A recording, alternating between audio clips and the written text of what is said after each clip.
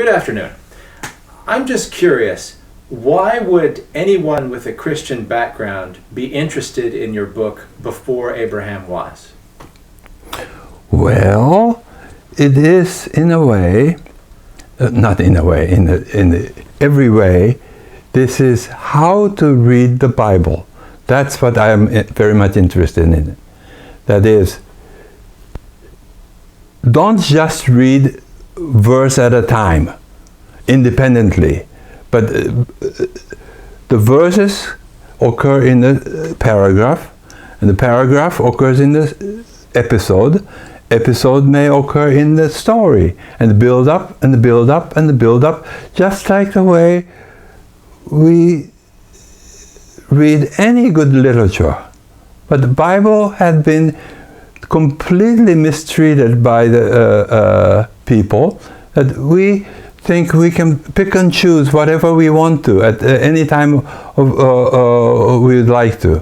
No, the Bible is an ancient Hebrew people's literature.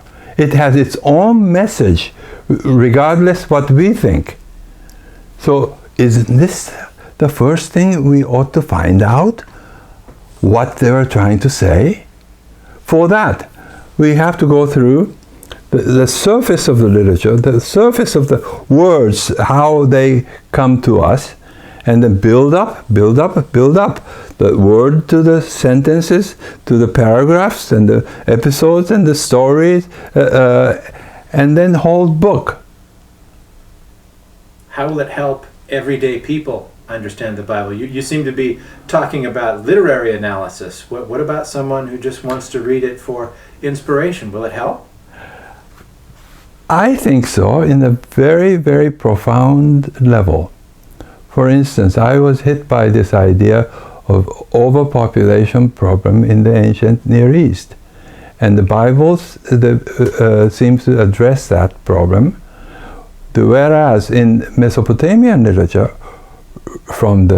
coming from the city environment, urban environment, gods had to institute birth control measures.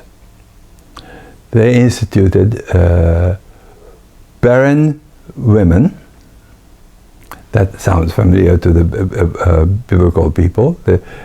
All the patriarchs' wives were barren, and then there were a demon was invented to snatch away the babies from the mothers. Infant mortality seems to have been theologically justified. And the third, there ought to be 3 kinds of nuns that were taken out of circulation so that they wouldn't have children.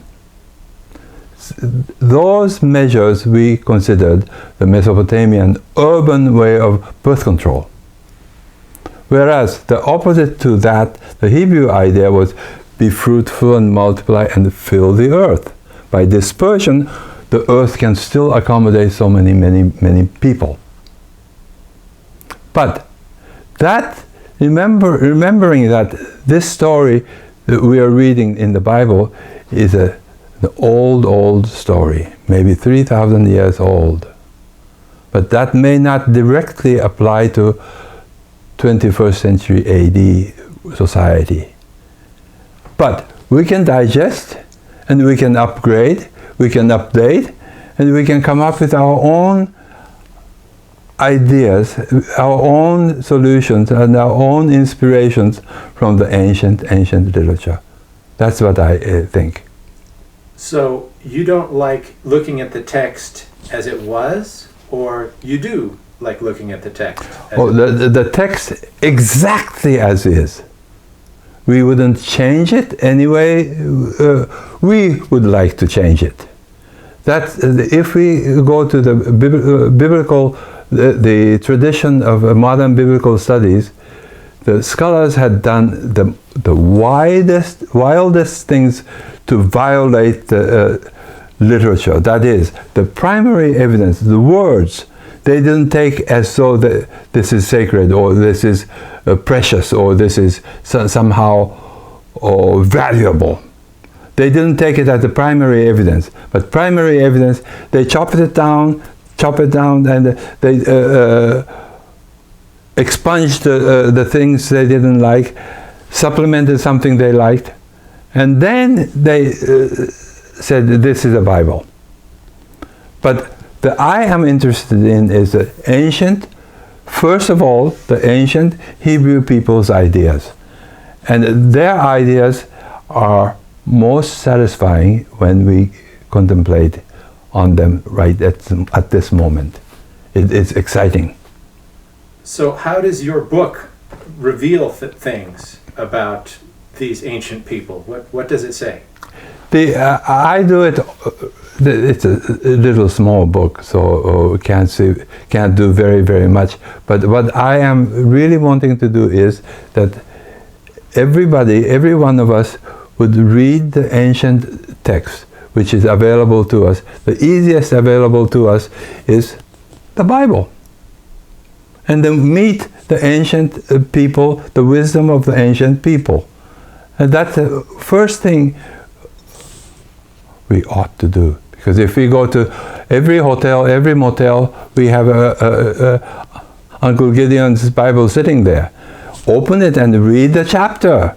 And read the whole story and see what happens.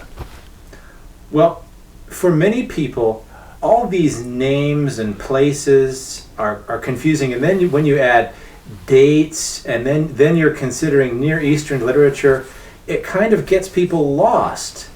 What would you say to those people? How should they start? I think in the Bible, literature is rich enough to occupy one's life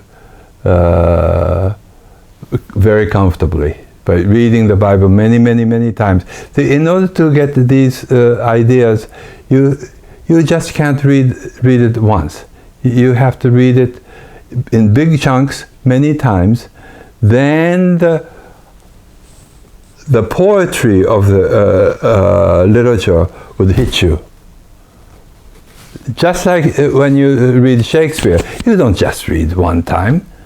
You go over and over to understand. Why don't we give that kind of courtesy to the ancient Hebrew literature, which is almost 3,000 years old? And they have some very contemporary thing to tell us if we are willing to hear it.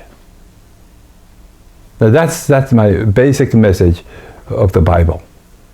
Thank you very much.